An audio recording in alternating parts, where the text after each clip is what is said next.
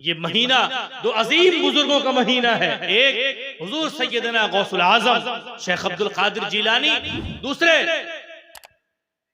जरी जरबख्श सुल्तानुल मशाइख ख्वाजा निजामुद्दीन औलिया महबूब इलाही। ख्वाजा निजामुद्दीन औलिया कौन है? हुजूर ख्वाजा साहब के दिल्ली जब आप जाएंगे, हुजूर गौसे पाक हुजूर ख्वाजा निजामुद्दीन औलिया महबूब इलाही का जहां पर आस्थाना है, जो मेन रोड है रिंग रोड, उसके दूसरी तरफ एक बादशाह का मकबरा है। हुमायूं टॉम उसे कहते हैं। बादशाह का मकबरा है, वसी और अमीर जगह, वहां पार्क है बहुत बड़ा सा, एक बेहतरीन इमारत है, उसके अंदर एक मजार है, बादशाह है। सुनिए, लोग वहां जाते, क्यों जाते? चिनिया बादाम लेके जाते हैं, बादाम तोड़ते हैं, छिलका वहीं पे फेंक देते हैं, घूमते हैं, टहलते हैं, तफरी करते हैं, देखते हैं अपनी फैमिली को पिकनिक के लिए लेके जाते हैं। पार्क में बैठे हंसी और खुशी गप सड़के की बातें हो रही हैं, वो बादशाह का मकबरा है। वो बादशाह जो हिंदुस्तान का बादशाह था, जिसका सिक्का चलता था, जिसकी बातें होती थी, लोग अदब से खड़े रहते थे, सर झुका के खड़े रहते थे, किसी को बगैर बादशाह की इजाजत के बोलने की जरूरत नहीं होती थी। आज कोई भी जा रहा है, मजार के इर्द गिर्द घूम रहा है, सेल्फी ले रहा है, मकबरे के डिजाइन को देख रहा है, कारीगरी को देख रहा है, कोई अदब, कोई एहतराम मलहूज रहता ही नहीं है।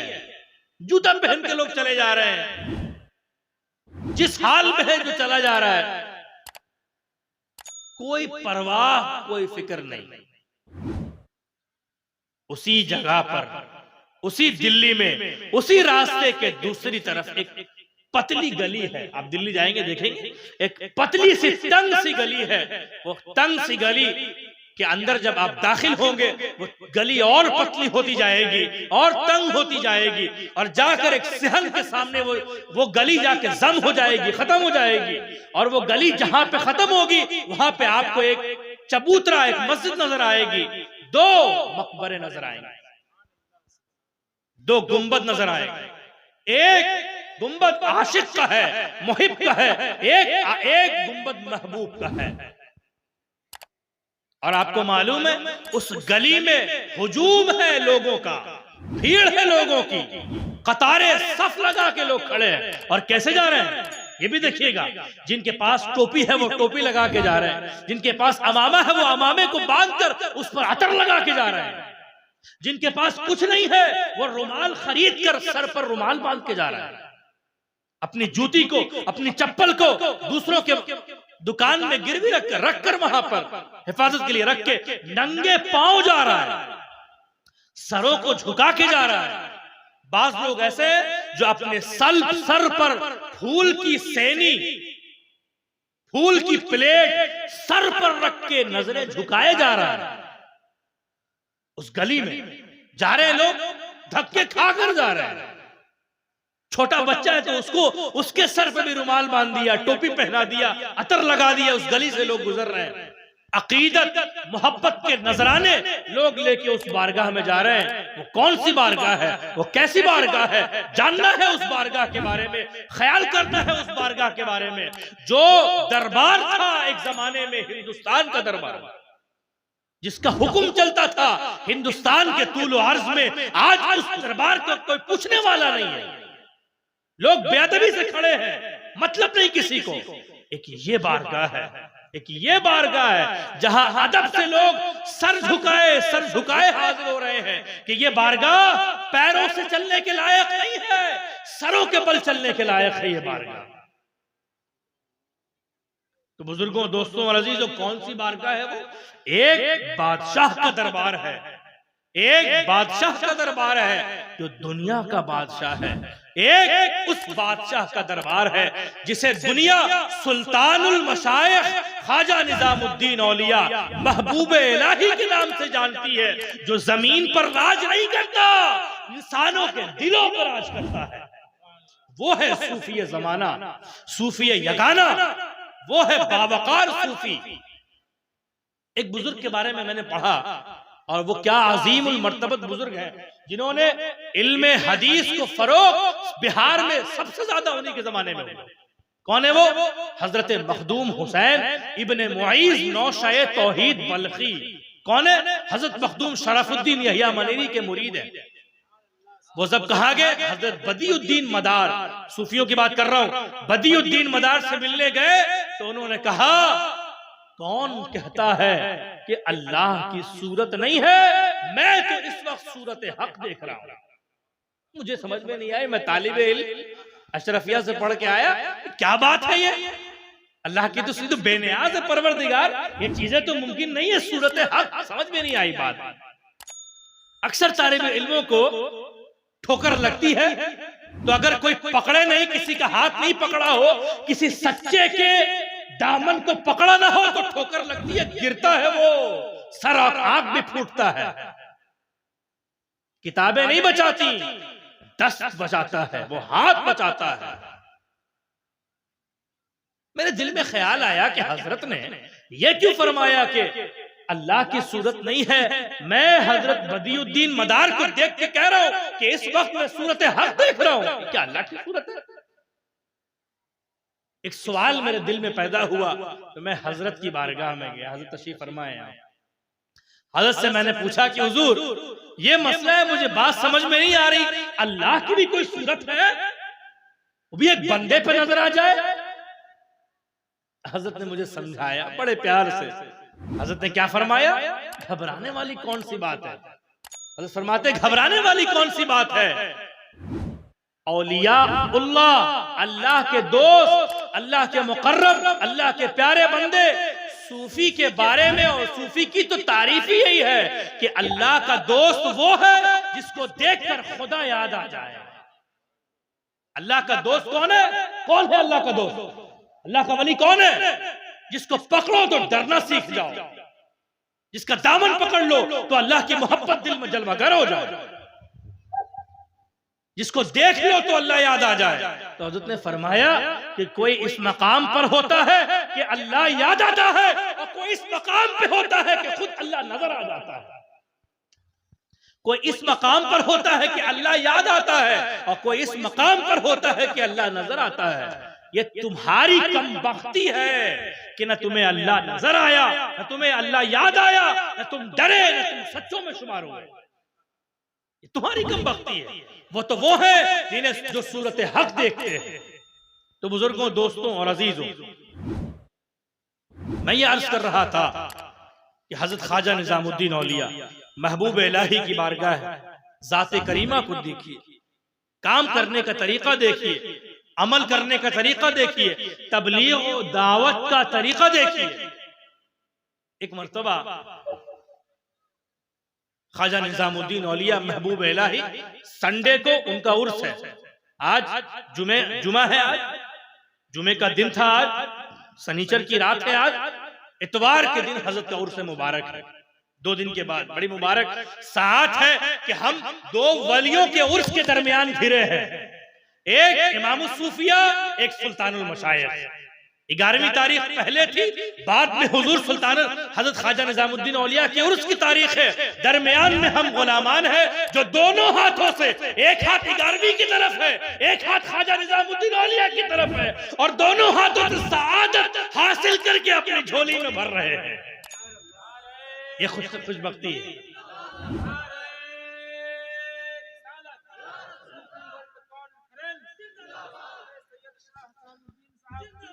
शुक्रिया जी।